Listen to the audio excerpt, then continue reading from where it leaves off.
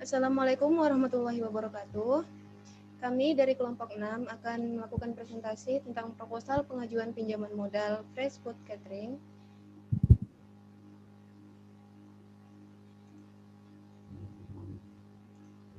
Adapun anggota kelompok kami yaitu yang pertama ada saya sendiri, Hendrika Nanda Utami, kemudian ada Erni Hartati, Salsia, Nika Margawati, dan Maimunah. Dipersilakan. Latar belakang usaha catering rumahan merupakan usaha penyediaan aneka makanan untuk jumlah yang cukup besar. Usaha catering rumahan saat ini cukup diminati karena kebutuhan akan makanan tidak pernah habis, apalagi untuk penyediaan makanan dalam jumlah besar. Pada saat ini banyak orang yang ingin membuat acara atau kegiatan yang mega namun simple dan efisien. Selain itu dilihat dari sisir pasar masyarakat yang cenderung konsumtif memberikan peluang keuntungan yang besar. Next. Rencana pembisnis. Berdasarkan latar belakang di atas, maka kami optimis akan mengambil kesimpulan untuk mengembangkan usaha catering yang telah kami miliki. Dengan adanya usaha ini, maka kami bermaksud untuk memperluas dan mengembangkan usaha ini. Namun untuk merealisasikan niat tersebut, kami membutuhkan modal finansial untuk mengembangkan usaha tersebut. Dengan perkembangan usaha ini, kami juga berharap dapat membantu mereka yang membutuhkan pekerjaan sehingga jumlah pengangguran dapat berkurang. Manfaat usaha yaitu ada manfaat ekonomi. Dalam dunia usaha tentunya setiap orang menginginkan keuntungan dari hasil usahanya. Dari sinilah kami harus mampu menganalisis keuangan dan kelemahan pesaing dan sejumlah mana kemampuan kami untuk bersaing dengan mereka baik dari sisi harga, pelayanan maupun kualitas.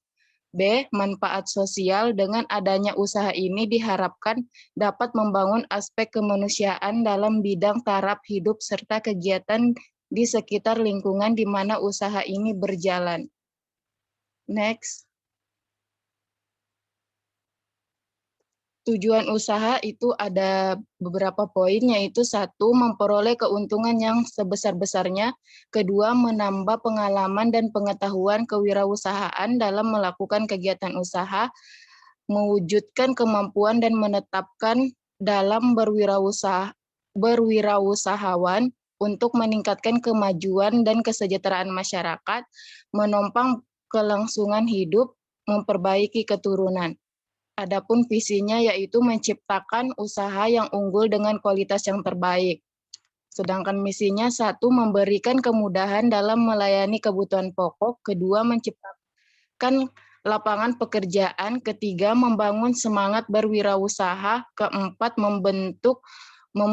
terbentuknya usaha kuliner terbaik yang mengedepankan pelayanan, kenikmatan, dan keberkahan.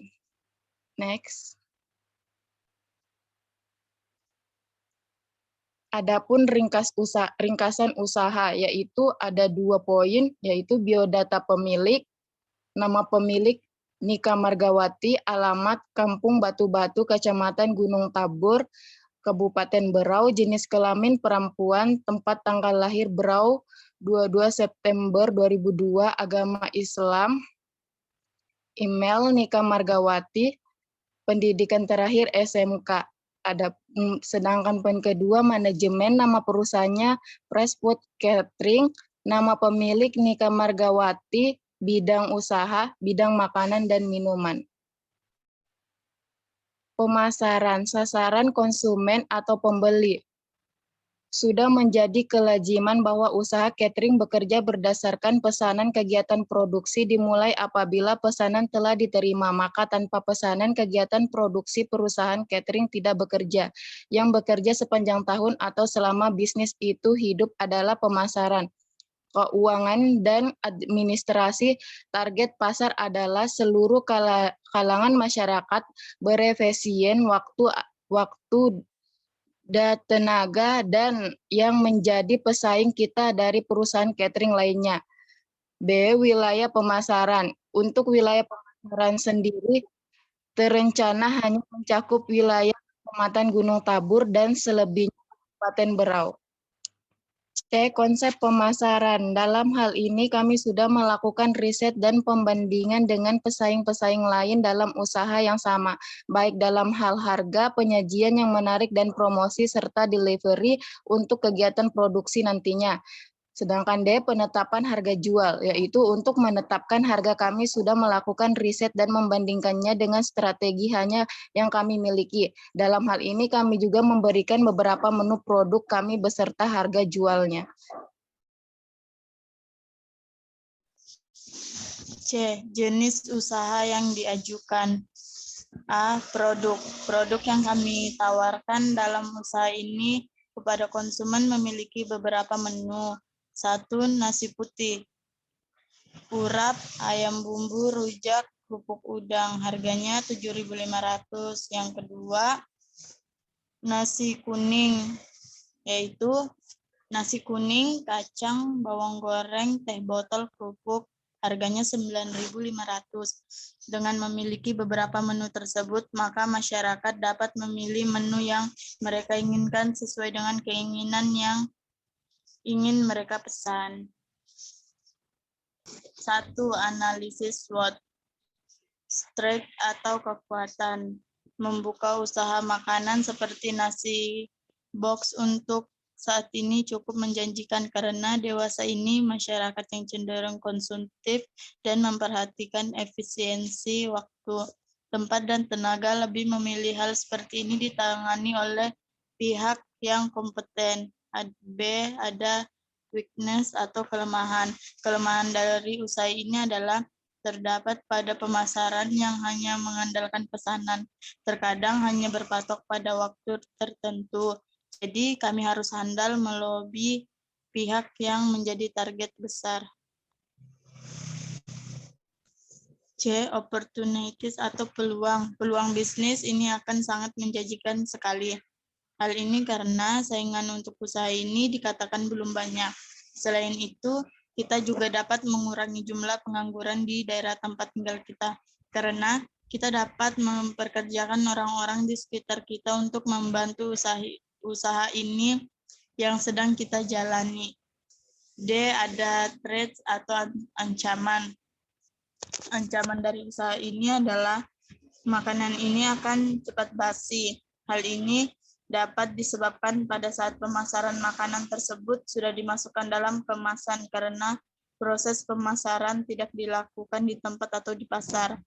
Ancaman yang lain adalah banyak pihak lain yang meniru usaha ini. Hal ini tentu akan membuat saingan yang baru bagi kita.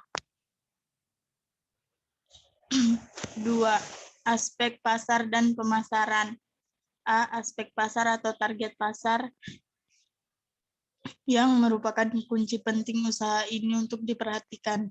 Sudah menjadi kelaziman bahwa usaha di bidang makanan bekerja berdasarkan kebutuhan konsumen serta berdasarkan pada pesanan. Kegiatan produksi dimulai seperti biasa, disesuaikan dengan kebutuhan, serta jika mendapat pesanan, maka kegiatan produksi dilakukan secara pesanan. Setelah pesanan telah diterima, maka tanpa pesanan tambahan dari konsumen, kegiatan produksi makanan belum bisa dikatakan bekerja sepanjang tahun atau selama bisnis itu hidup adalah pemasaran, keuangan, dan administrasi. Target pasar adalah seluruh kalangan masyarakat yang ingin memakan makanan yang sehat dan bergizi.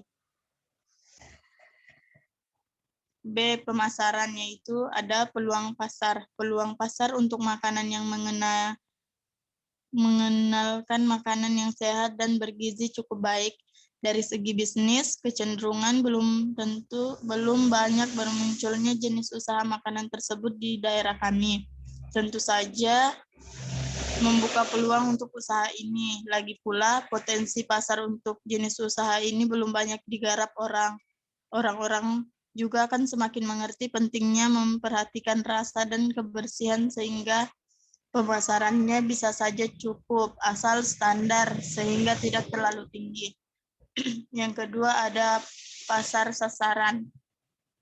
Untuk daerah pemasaran produk ini yaitu baru sekitar wilayah, area proses produksi, dan tempat-tempat tertentu. karena masih dalam tahap promosi. Untuk sasaran dari produk ini adalah semua kalangan dari mulai anak-anak, remaja, dan orang dewasa hingga sasaran pemasaran ini dari makanan bisa cukup luas. 3, ada strategi pemasaran. Adapun strategi pemasaran yang dapat kami lakukan adalah yang pertama, dari mulut ke mulut. Promosi ini merupakan promosi yang paling sederhana serta tidak memerlukan biaya yang banyak untuk melakukan promosi ini.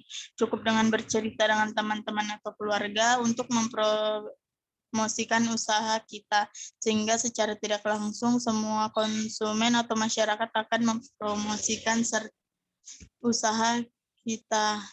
Dan apabila usaha kita sudah diketahui dan disukai, maka konsumen tersebut akan memberitahukan pada orang lain untuk memesan makanan di tempat kita. Yang kedua, dengan modal internet. Selain promosi dan mulut ke mulut, maka promosi juga dapat dilakukan dengan menggunakan media internet. Karena sebagian besar masyarakat telah menggunakan media internet, sehingga masyarakat dapat mengetahui usaha kita. Ketiga itu dengan brosur atau pamflet. Selain media internet, promosi juga dapat dilakukan dengan membuat brosur atau pamflet agar masyarakat dan orang-orang dapat mengetahui usaha kita. Baik, saya akan melanjutkan penjelasan dari Maimunah. Berikutnya ada produksi dan organisasi. Yang pertama ada analisa produk. Produk ini di bidang makanan dalam pengolahan produk sendiri untuk kebutuhan bahan harus terlebih dahulu diutamakan dalam persiapan pembelian bahan, pengolahan bahan, dan kemasan. Yang kedua ada produksi, proses produksi. Proses produksi ini dapat berjalan apabila adanya pesanan dari konsumen dan payment yang telah dibayar. Kemudian bahan baku dapat dibeli sesuai dengan kebutuhan jenis masakan yang akan dipesan. Kemudian bahan bisa diolah menjadi proses makanan yang siap saji. Kemudian dapat dikemas dan di-delivery. Next.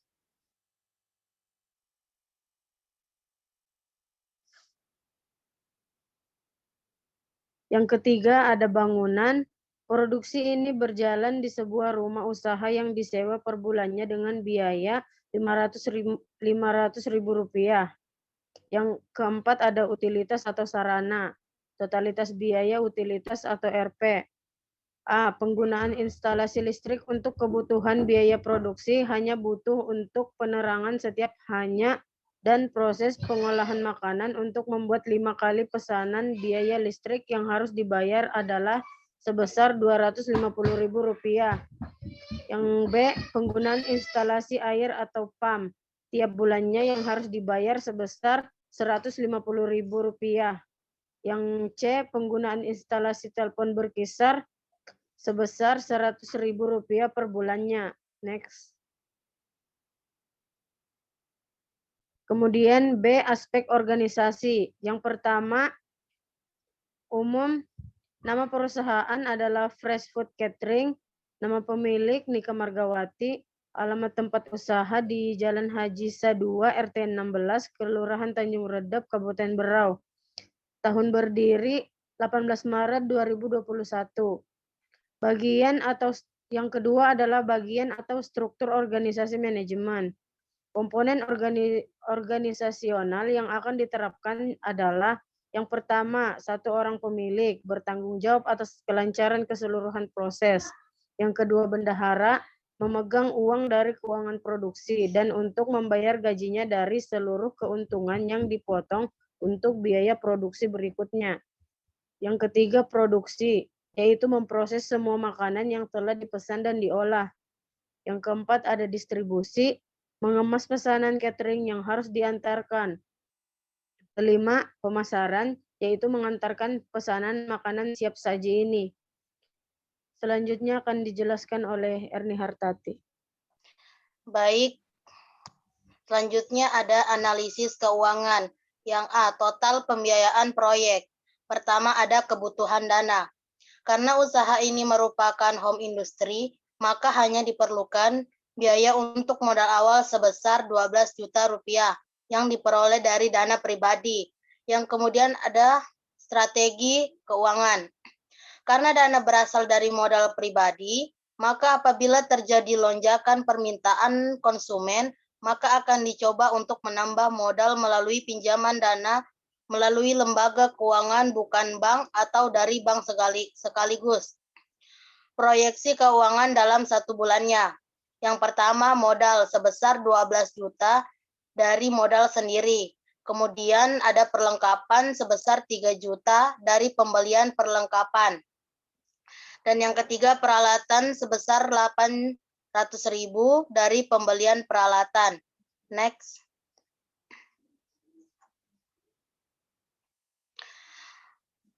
Penjualan per tahun dalam rupiah. Proyeksi penjualan dalam 1 bulannya minimal mendapat 5 kali pesanan. Untuk 2 dikali partai besar minimal 300 porsi dengan harga per porsinya yaitu 8.500. Jadi 2 dikali 100 porsi dikali dengan 8.500 totalnya sebesar 1.700.000. Kemudian yang 3 dikali partai kecil minimal 100 porsi dikali dengan jumlah harga per porsinya yaitu 7.500. Jadi 3 dikali 100 porsi dikali dengan 7.500 jadi totalnya 2.250.000.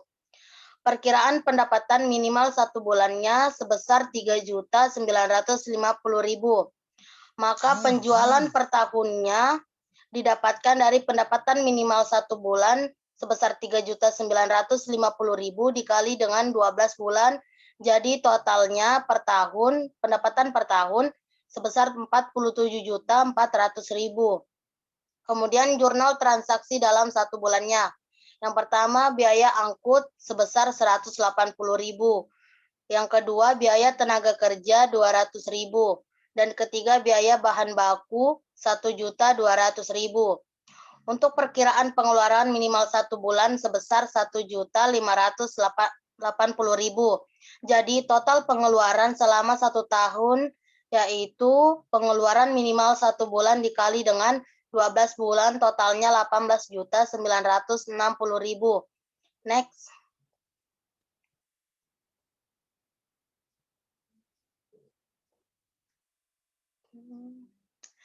Yang B, laba rugi. Untuk laporan laba rugi dalam 1 bulannya. Pendapatan. Untuk porsi besar 2 dikali 100 porsi kali dengan harga per porsinya yaitu 8.500 jadi total 1.700.000. Dan untuk porsi kecil 2 dikali 100 porsi dikali dengan harga per porsi 7.500 sama dengan 1.500.000. Jadi total untuk porsi besar dan porsi kecil sebesar 3.200.000. Dan biaya-biaya yang pertama biaya angkut 180.000. Kemudian biaya tenaga kerja ada total 200.000. Biaya bahan baku 1.200.000. Jadi maka laba yang didapat sebesar 1.620.000. Itu dari hasil pendapatan dikurang dengan biaya-biaya. Selanjutnya akan dijelaskan oleh Hendrika Nandautami. Ya baik, di sini saya akan melanjutkan pembahasan dari Erni Hartati, yaitu ada F, perhitungan proposal. Freshfood Catering mengajukan proposal pinjaman modal kepada PT Sapta Indra Sejati atau PT SIS dengan tujuan untuk proyek pengembangan usaha catering rumahan yang telah dijalankan selama kurang lebih 2 bulan. Freshfood Catering mengajukan proposal pinjaman modal sebesar 2 juta rupiah dengan jangka waktu 1 tahun. Bagaimana PT SIS menanggapi proposal tersebut? Apakah diterima atau ditolak? Berikut adalah perhitungan pembuktian proposal tersebut layak diterima atau tidak. Biaya-biaya yang dikeluarkan termasuk investasi awal dinotasikan sebagai C, penerimaan dinotasikan sebagai B. Dengan informasi-informasi di atas maka dapat disusun tabel arus kas keluar masuk atau cash flow sebagai berikut. Yang pertama, bulan ke-0. Bulan ke-0 adalah bulan di mana usaha ini baru mulai dikembangkan sehingga dikeluarkan kas sebesar 12 juta sebagai modal awal usaha. Serta untuk kas masuk, belum ada kas masuk, karena usaha ini baru dikembangkan sehingga kas masuk masih Rp0. Arus kas bersih adalah minus Rp12 juta. Begitupun dengan akumulasi kas bersih. Kemudian untuk selanjutnya di bulan pertama itu usaha sudah mulai dijalankan sehingga kas keluar seperti yang telah disampaikan oleh saudari Erni Hartati tadi bahwa perkiraan pengeluaran kas dalam 1 bulan adalah Rp1.580.000 sebagai modal dijalankannya usaha. Kemudian diketahui juga bahwa rata-rata kas masuk dalam waktu 1 bulan adalah Rp3.950.000. Sehingga didapatkan arus kas bersih dari yang awalnya minus Rp12 juta, kemudian didapatkanlah Rp2.370.000, yaitu hasil dari kas masuk dikurangkan dengan biaya kas keluar sebagai modal usaha tadi. Kemudian untuk akumulasi kas bersihnya adalah total awal dari akumulasi kas bersih yang awalnya minus 12 juta, kemudian ditutup oleh adanya kas masuk sebesar Rp2.370.000 menjadi minus Rp9.630.000, kemudian dengan seterusnya sampai bulan ke-12 karena rata-rata pendapatan dan pengeluaran dalam 1 tahun itu sama nominalnya. Kemudian di akhir tahun penjalanan usaha didapatkanlah total kas keluar sebesar Rp30.960.000, kas masuk sebesar Rp47.400.000, kemudian akumulasi kas bersih yaitu hasil dari kas masuk dikurang dengan kas keluar yaitu Rp16.440.000. Adapun metode perhitungan proposal yang digunakan yaitu metode non-diskonto dengan menggunakan nilai benefit per cost ratio. Umumnya proposal investasi baru diterima jika nilai benefit per cost ratio lebih besar dari 1. Berdasarkan tabel arus kas keluar masuk atau cash flow sebelumnya, diketahui total kas keluar adalah sebesar Rp30.960.000. Total kas masuk adalah sebesar Rp47.400.000. Maka benefit per cost-nya didapatkanlah Rp47.400.000 dibagi dengan Rp30.960.000 didapatkanlah 1,5. Yang diketahui bahwa benefit per cost-nya lebih besar dari 1. Maka dari perhitungan tersebut didapatkan nilai benefit per cost lebih besar daripada 1, maka dengan demikian proposal tersebut layak untuk diterima. Demikianlah presentasi dari proposal pengajuan pinjaman modal dari kelompok 6 yang telah kami buat. Kurang dan lebihnya mohon dimaafkan. Terima kasih. Wassalamualaikum warahmatullahi wabarakatuh. Waalaikumsalam warahmatullahi wabarakatuh. Waalaikumsalam.